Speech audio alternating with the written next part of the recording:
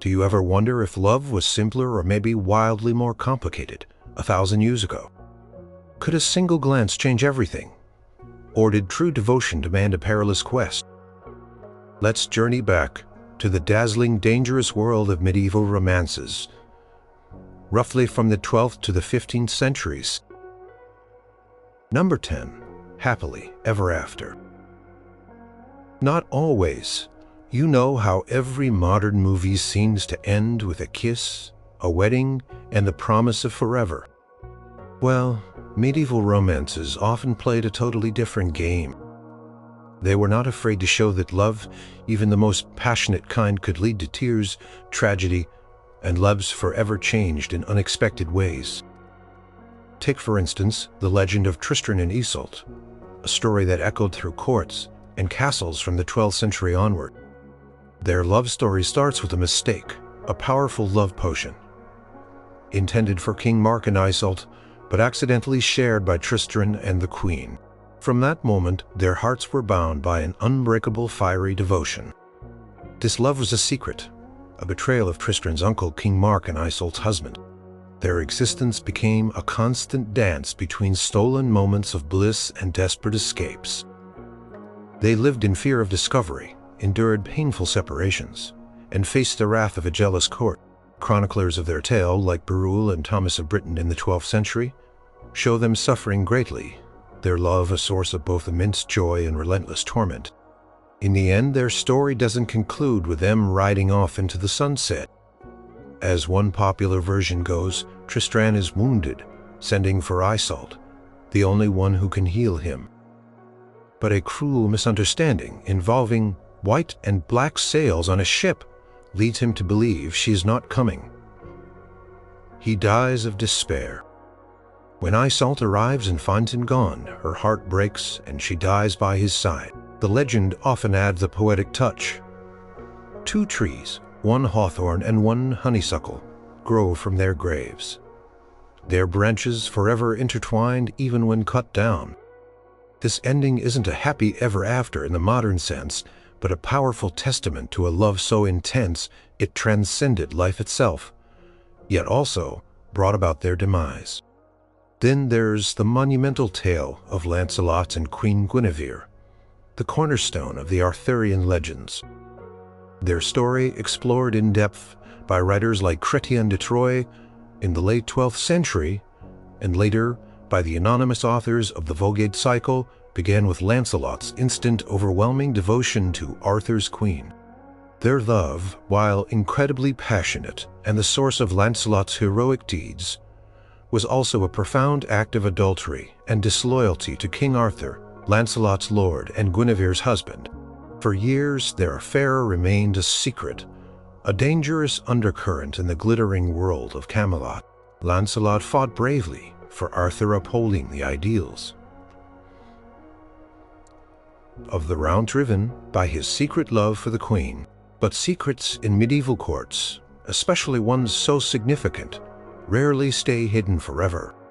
Eventually, treacherous knights like Sir Agravain and Sir Mordred exposed their affair to King Arthur. The revelation shattered the Round Table, the very foundation of Arthur's kingdom.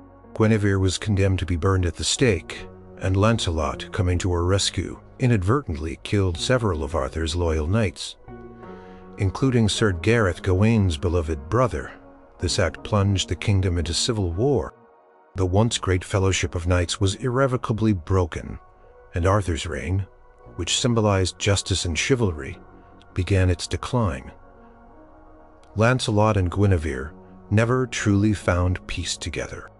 In the final, tragic moments of the Arthurian saga, after the great battles that destroyed Arthur's kingdom, Lancelot and Guinevere separated forever. Guinevere entered a nunnery, dedicating her life to repentance.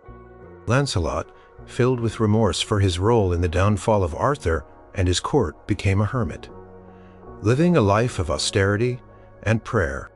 Their love, which had inspired so much heroism, ultimately led to destruction and profound sorrow, forcing them to seek spiritual solace in their final days. Their ending was not a joyous reunion, but a deeply moving act of atonement, highlighting the medieval belief in consequences and the ultimate triumph of spiritual salvation over earthly desires. These stories, with their bittersweet or tragic finales, served as powerful reminders that love was a force of immense power, capable of both sublime joy and devastating sorrow, often leading to fates far more complex than simple happily ever after. Number 9. Love beyond the castle walls. You might think medieval society was all about strict social classes, where who you married was decided by your family's land and titles, not your heart, and for the most part you'd be right. Arranged marriages were the norm, especially for nobles. But some medieval romances, like a secret whisper in a quiet corner, dared to explore the idea that love could blossom between people from wildly different backgrounds, or at least challenge the rigid social rules of the time. These stories showed that sometimes love could try to break free from the invisible walls of social standing. Take the enchanting story of Aucassin and Nicolette, a French romance from the 13th century. Aucassin was the son of the Count of Beaucaire, a powerful lord. Nicolette was a Saracen captive purchased by his father, and living as a slave. By all accounts, their love should have been impossible. Count's son could not, under any circumstances, marry a slave girl. His father, Count Garin, was furious, threatening to send Nicolette away, or worse, to sell her far away. But Aucassin, young and headstrong, declared his love for Nicolette was so strong that he would rather die than give her up. He even refused to become a knight or inherit his father's lands unless he could be with her. This defiant stand against his father's authority and societal expectations is a clear challenge to the norm. Their love leads them on a wild adventure.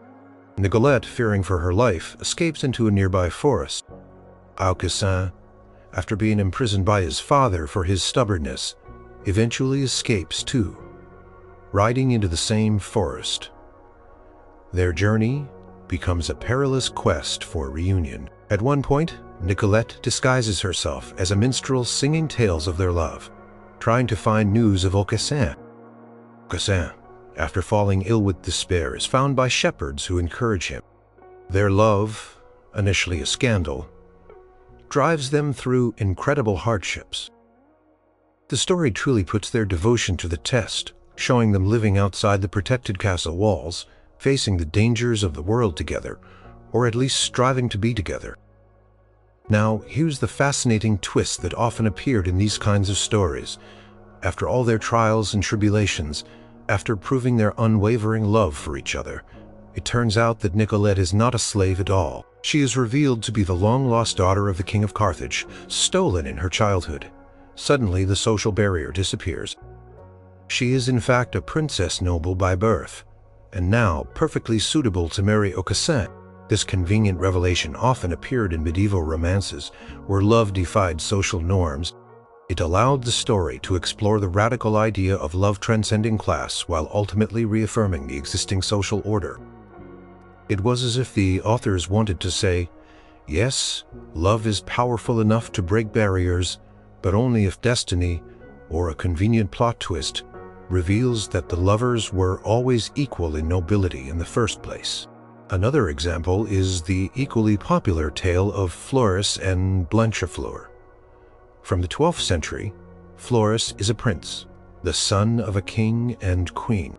Blanchefleur is the daughter of a Saracen captive, born on the same day as Floris, and raised alongside him in the royal court. They grow up together and fall deeply in love, a bond as natural as breathing. But once again, their love is deemed impossible due to Blanchefleur's lack of noble birth. King and queen, horrified by their son's choice, sell Blanchefleur into slavery, sending her away to a faraway land, hoping Floris will forget her. But Floris, consumed by grief and love, embarks on a dangerous and epic quest to find her. He journeys to distant cities, faces cunning tricks, and risks his life to find his beloved. His unwavering loyalty and perseverance are the focus of his journey. When he finally finds her in a tower where she is held captive, their reunion is filled with profound joy and relief. And just like with Aucassin and Nicolette, the story ends with a revelation of Blanchefleur's royal lineage, making their marriage acceptable. These romances, while seemingly conservative in their ultimate resolution, offered a glimpse into a world where love could ignite across societal divides, even if the paths to happiness were paved with extraordinary challenges. They hinted that true love, in its essence, recognized no earthly distinctions, even if earthly society had to catch up. Number 8. The power of a lady's command. In the world of medieval romance, knights were often the stars swinging swords, riding magnificent steeds, and undertaking epic quests. But behind many of their bravest deeds, and often the driving force for their very existence, was a lady. These women, especially those of high status like queens and noblewomen, held a quiet but incredibly potent power over the knights who served them. It wasn't the power of a queen ruling a kingdom, but the immense influence they wielded through their beauty, their honor, and their ability to inspire. A lady's favor, a mere glance, or a kind word could make a knight invincible, and her scorn could reduce him to despair. Look at Queen Guinevere, the wife of King Arthur, and her relationship with Sir Lancelot, often considered the greatest knight of the Round Table. Lancelot's entire existence revolved around his love for Guinevere, a love that was both his greatest strength and his ultimate undoing. Chrétien de Troyes, in his late 12th century romance, Lancelot, the Knight of the Cart, shows this power vividly. When Guinevere is abducted by Meleagant, Lancelot, despite facing humiliation and impossible odds, stops at nothing to rescue her. He willingly enters a cart, a vehicle reserved for criminals, an act that brings him great shame in the eyes of others.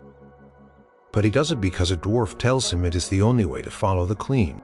This act of self-abasement for his lady is a profound demonstration of her influence. Later in the story, when Lancelot performs incredible feats of valor in a tournament, he does so not for personal glory, but because Guinevere asks him to. She, from her viewing stand, signals him to fight as best he can, then later, almost as a test, commands him to fight as badly as he can.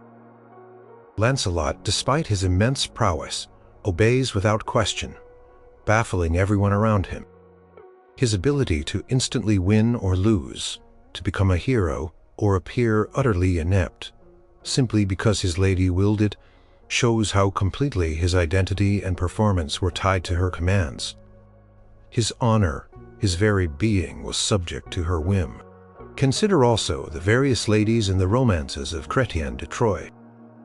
In Yvain, the Knight of the Lion Yvain falls in love with Laudine, the Lady of the Fountain, after he kills her husband. She is a woman of immense pride and grief, and Yvain must humble himself to win her. She eventually agrees to marry him, but when he breaks his promise to return to her within a year, she banishes him, stripping him of her favor. This scorn from his lady drives Yvain to madness and despair. It is only through a long and arduous quest to redeem himself, to perform heroic deeds and earn her forgiveness, that he eventually wins her back. Her rejection was so powerful that it destroyed his world, and only her renewed favor could restore it. The very concept of courtly love, or fin-amour, as it was called in French, was built on this foundation: the knight's absolute devotion and service to a lady, often one of higher status, who is both unattainable and the ultimate inspiration. A lady's scarf, a ribbon, or a simple token given to a knight before a joust or a battle was seen as a powerful charm. It linked her honor to his performance, and he would fight all the more fiercely to uphold both. The lady was the muse, the judge, and the reward. Her beauty and virtue were believed to ennoble, the knight inspiring him to achieve new heights of courage and courtesy.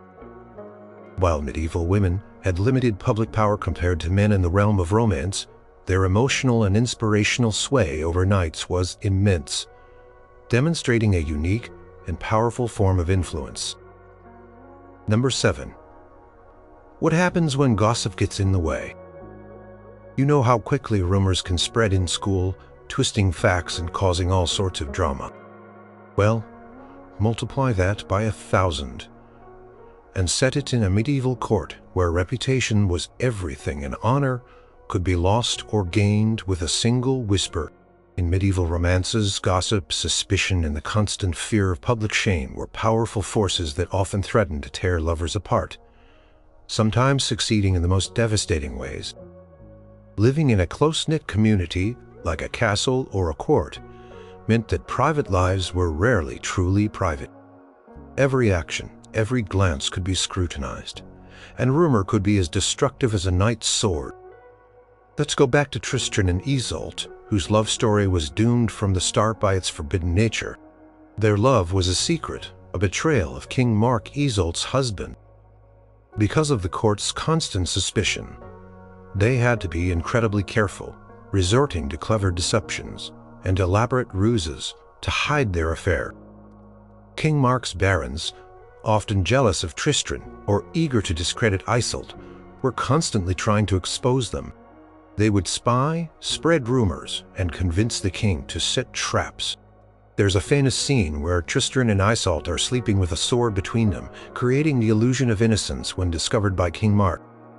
While this saves them temporarily, it's a constant, agonizing struggle. The pressure from the court and the ever-present threat of being unmasked meant they could never truly relax, never truly be free. Their love, though intense, was always shadowed by fear of public judgment and the consequences of their actions becoming known. The story of Lancelot and Queen Guinevere faces similar, but even more catastrophic consequences from the spread of rumors and eventual exposure. For years, their affair was the best-kept secret in Camelot, though hints and suspicions may have circulated among the most observant. Lancelot, despite his illicit love, was the paragon of chivalry upholding the ideals of Arthur's court. However, his private loyalty to Guinevere eventually clashed irrevocably with his public loyalty to King Arthur.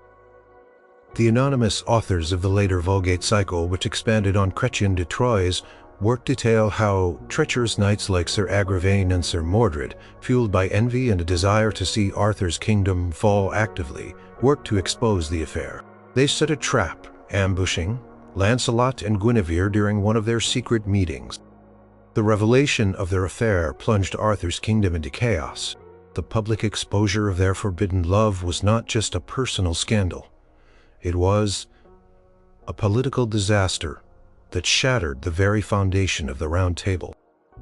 King Arthur, betrayed by his most trusted knight and his beloved queen, was forced to act. Guinevere was condemned to die, and Lancelot, in defending her, killed several loyal knights. This spiraled into a devastating civil war, destroying the fellowship of the Round Table and ultimately leading to Arthur's own demise. Power of a rumor, confirmed and publicized, brought down an entire kingdom, showing how deeply honor and reputation were intertwined with the stability of medieval society. For nobles, especially women, accusations of dishonor could mean ruin, even death. These stories emphasize the constant tension between personal desire and the rigid expectations of courtly life, demonstrating that in a world where fama, reputation, was paramount, gossip could be a more lethal weapon than any sword.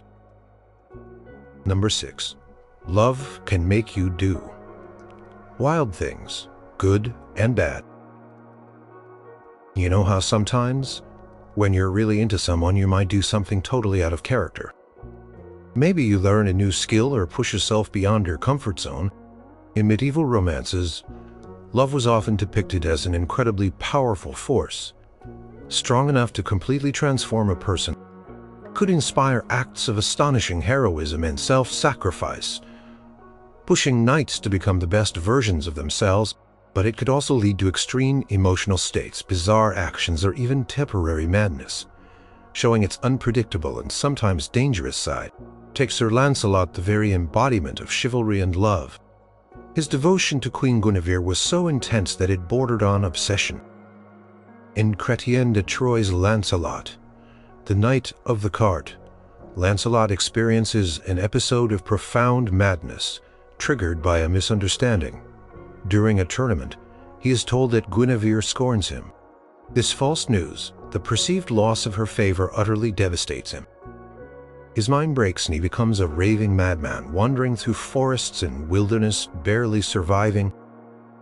He loses his identity, his knightly prowess, and all sense of self. It is only when he is accidentally brought to a place where he can catch a glimpse of Guinevere, even from afar, that his sanity slowly begins to return. The sight of his lady, the object of his intense love, is the only thing powerful enough to pull him back from the brink of utter despair and restore his reason. This extreme reaction shows love as a force so consuming it could literally drive a man mad, and only that same love could heal him. Another example of love's strange effects can be seen in Tristran, the hero of the Tristran and Iseult saga. Bound by the love potion to Iseult, his uncle's wife, Tristran constantly risks his life to be near her. He famously disguises himself multiple times, often in humiliating or perilous ways, just to steal a moment with his beloved. In one version of the tale, he pretends to be a madman covered in rags, speaking nonsense and wandering through the streets. This disguise allows him to approach the royal court and even to see Iseult without being recognized as the famous knight Tristran. His willingness to completely abandon his knightly dignity and risk exposure, all for the chance of a glimpse or a word with Iseult, shows the incredible lengths to which love could drive someone. His desperate acts highlight how love could force characters to abandon all conventions and embrace the absurd or the dangerous. Then there is the case of Yvain in Chrétien de Troyes. Yvain, the Knight of the Lion. Yvain falls in love with Laudin, the Lady of the Fountain, and marries her. However, his friend Gawain persuades him to return to tournaments and knightly adventures, urging him not to let love make him soft. Yvain promises Laudin he will return within a year, but he becomes so engrossed in knightly exploits and the pursuit of glory that he forgets his promise. When the year passes, Laudin sends her maiden to him to publicly denounce him and take back her ring, a symbol of their love. This public shaming and the loss of his lady's favor drive Yvain to despair and temporary madness. He abandons his armor, his horse, and wanders naked into the wilderness. This madness is not just mental but spiritual, a punishment for his folly. He must then undertake a long, arduous quest of heroic deeds and self-sacrifice, becoming the Knight of the Lion to prove his worth and win back Laudin's love. Here, love initially leads to neglect and folly, but then becomes the ultimate catalyst for redemption and personal growth. These stories show that the extreme power of love could lead characters down unexpected paths, both heroic and deeply flawed, ultimately shaping their destiny in dramatic and unforgettable ways. Number 5. The complications of secret hearts. If you think modern dating drama is intense, try navigating a medieval romance where your passionate love is strictly forbidden, potentially punishable by death, and constantly under the watchful eyes of a suspicious court. Medieval romances were experts at exploring the thrilling, agonizing, and often tragic complexities of secret or forbidden love. This wasn't just about an innocent crush. It was about intense, often adulterous relationships that defied societal rules, religious teachings, and feudal loyalties, creating an electrifying tension that drove many of the most popular stories. The most famous example, of course, is the profound and destructive love between Sir Lancelot and Queen Guinevere. Guinevere was married to King Arthur, Lancelot's lord and best friend. Their love was a direct violation of their vows and a deep betrayal of the king. Yet, as told in various medieval texts, from Chrétien de Troyes, Lancelot, the Knight of the Cart, late 12th century, to the sprawling anonymous Vulgate cycle, early 13th century, their attraction was irresistible.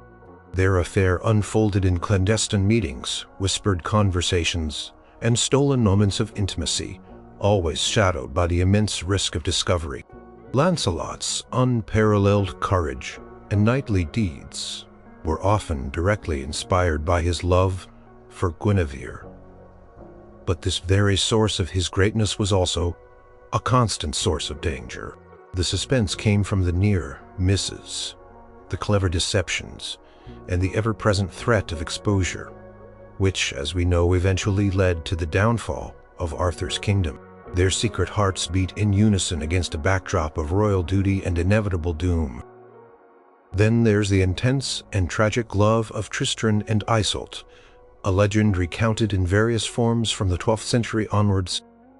Their story is made even more poignant by the love potion that binds them. Iseult is destined to marry Tristran's uncle, King Mark of Cornwall, but fate or magic intervenes. Tristran and Iseult accidentally drink the potion meant for Mark and Iseult, sealing their illicit love. From that moment, their lives become a relentless cycle of secret meetings, desperate flights, and cunning deceptions. They live in constant fear of discovery by King Mark and his suspicious barons, who frequently try to expose their affair. Authors like Berulle and Thomas of Britain delve into their struggles, depicting the profound emotional and physical suffering their forbidden love inflicts upon them.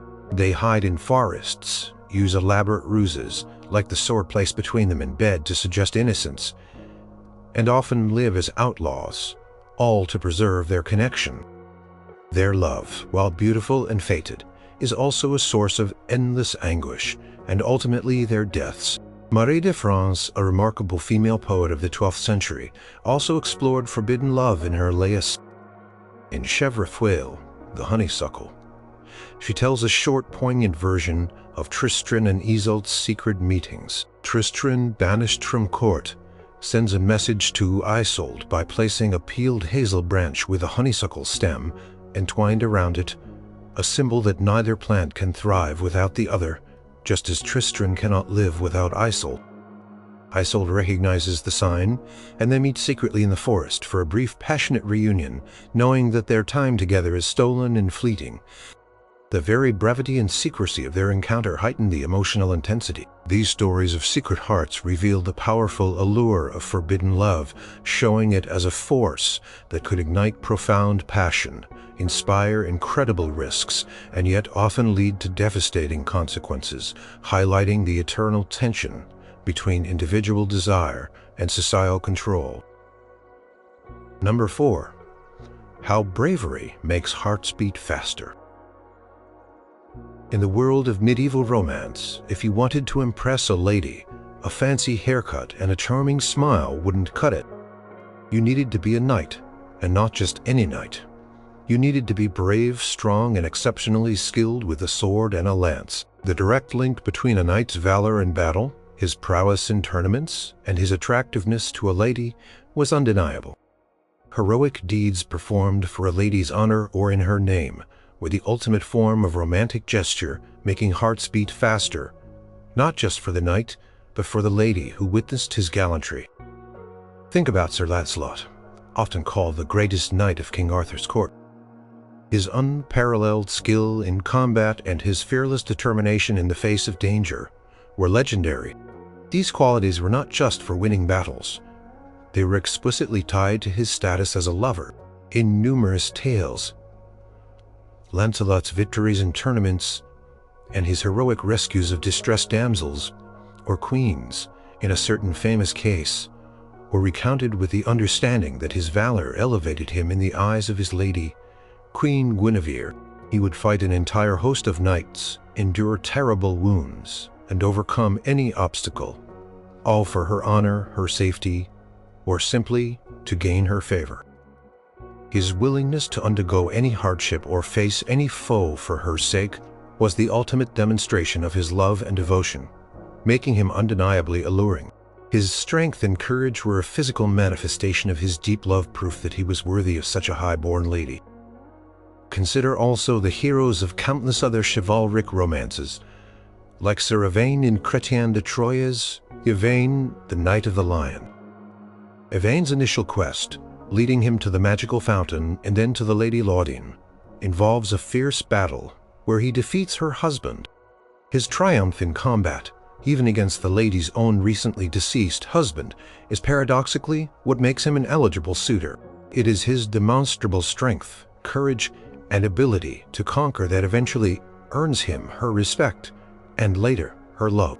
After he loses her favor, his subsequent journey to win her back is filled with even more heroic deeds, fighting giants, dragons, and rescuing a lion, all designed to prove his worth and valor, demonstrating that his bravery is intrinsically linked to his ability to regain and maintain his lady's affection.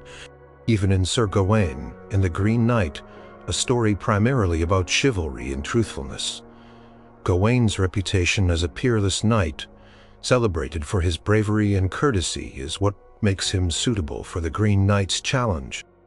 His willingness to face death and his courage in upholding his word are central to his character.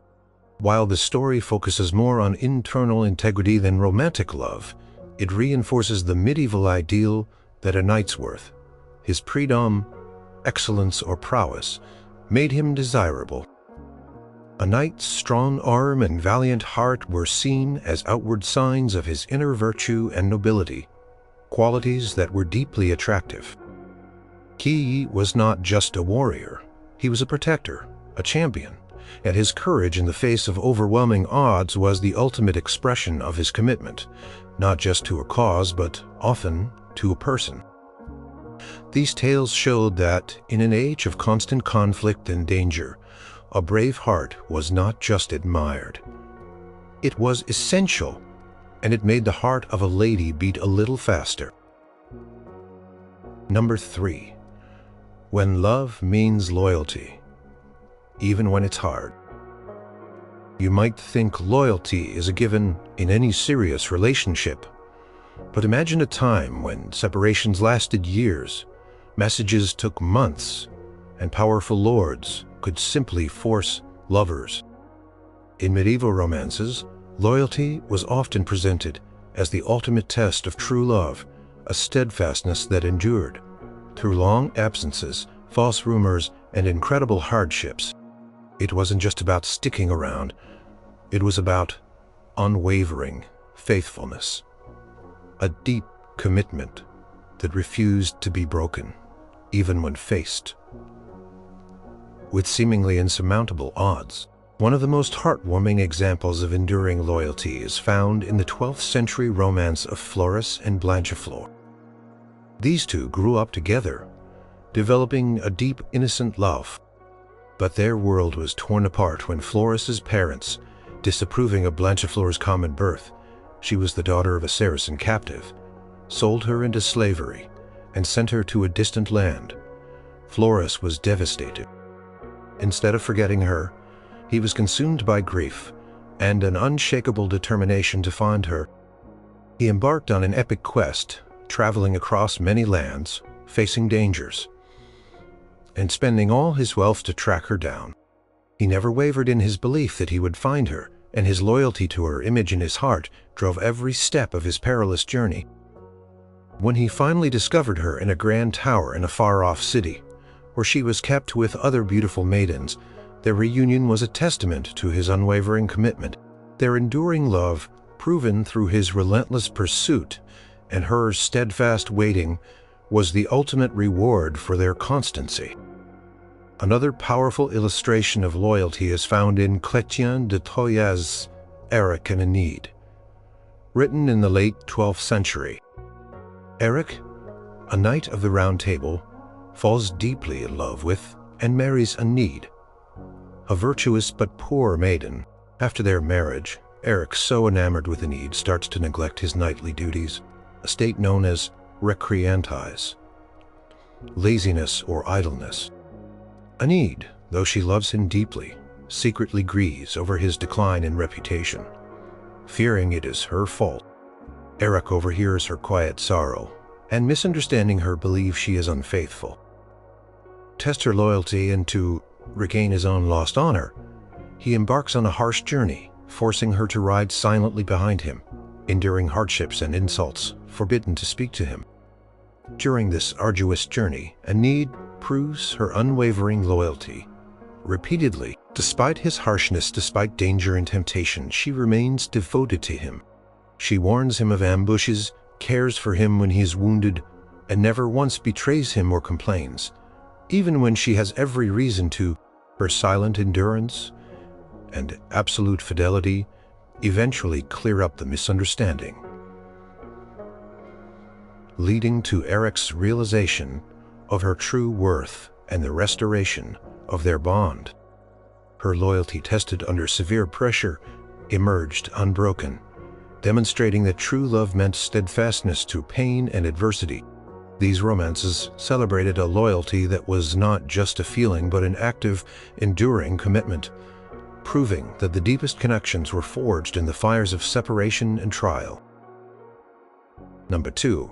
True love needs a quest. You know how in some video games you have to complete a bunch of challenges to unlock the next level or earn a special reward? Well, in medieval romances, love was often like that. It wasn't usually a simple, straightforward path.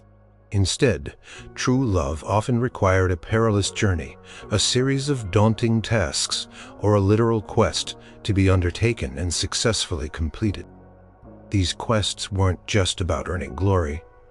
They were about proving worthiness, overcoming internal flaws, and demonstrating unwavering dedication. The journey itself became a crucial part of the romantic process, a way to test and ultimately forge a profound connection.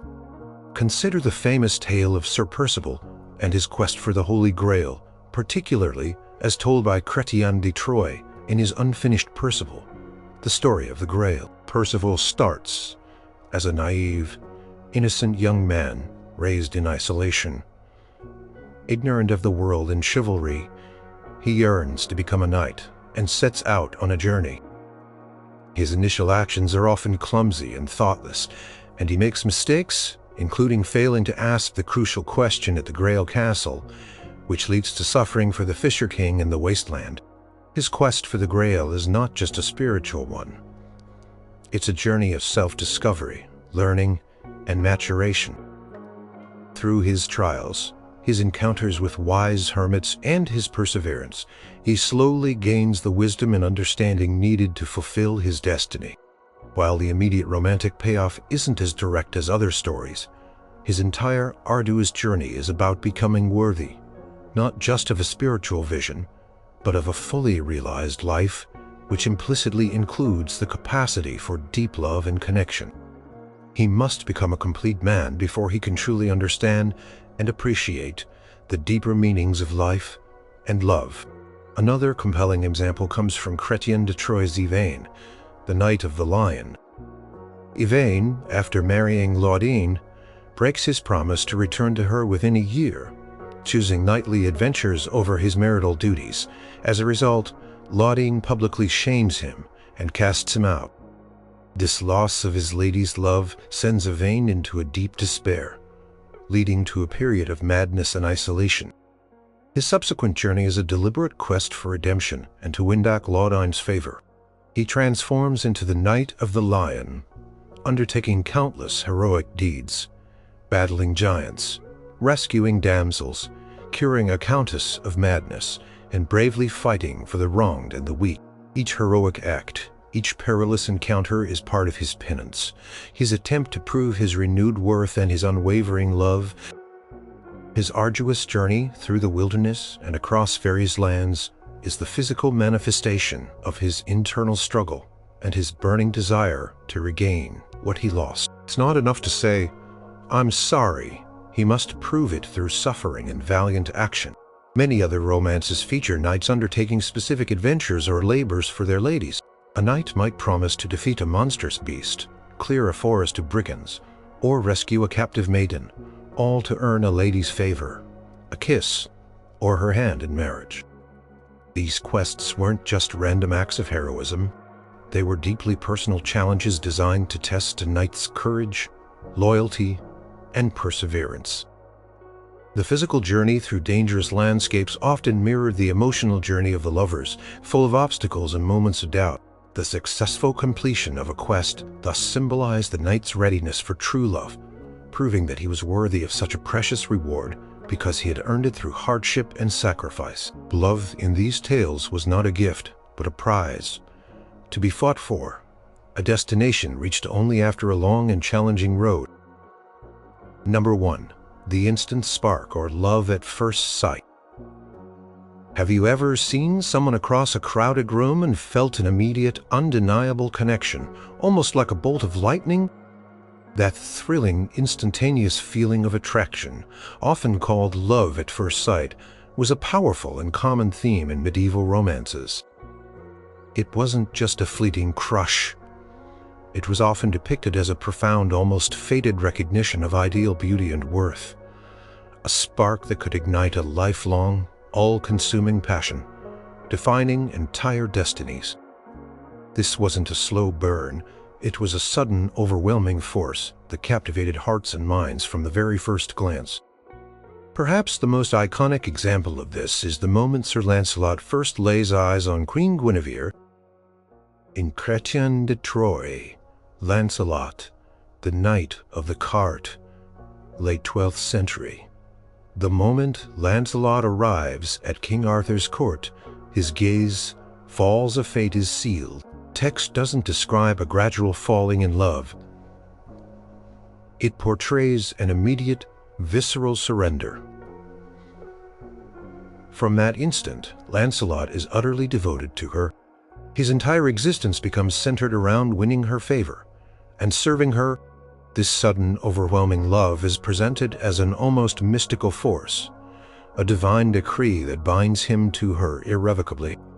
It's a love so powerful that it becomes the driving force behind all his incredible knightly deeds, even leading him to acts of great folly and ultimately to the tragic downfall of Arthur's kingdom.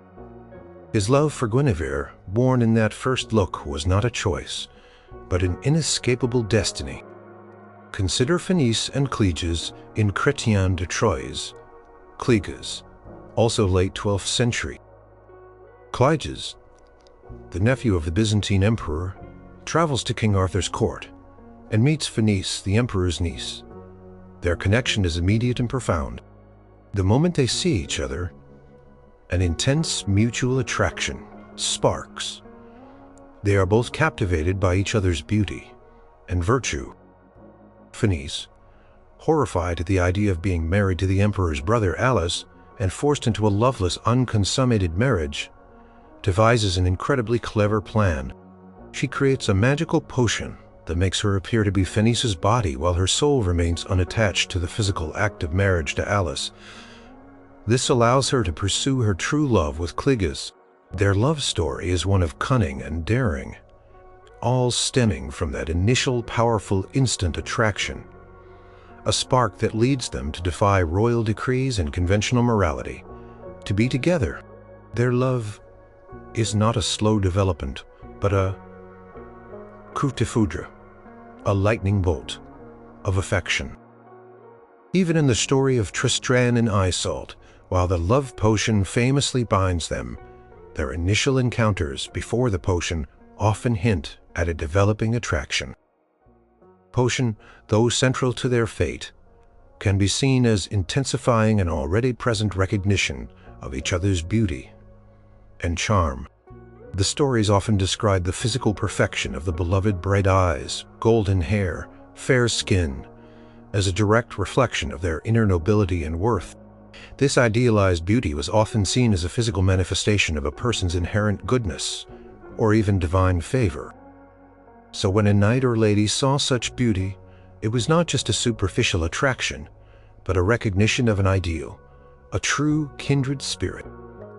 The instant spark in these romances was more than just physical appeal. It was a profound, sometimes fated acknowledgement of another's perfect match, a recognition that irrevocably set them on a path of passion and adventure, for better or for worse.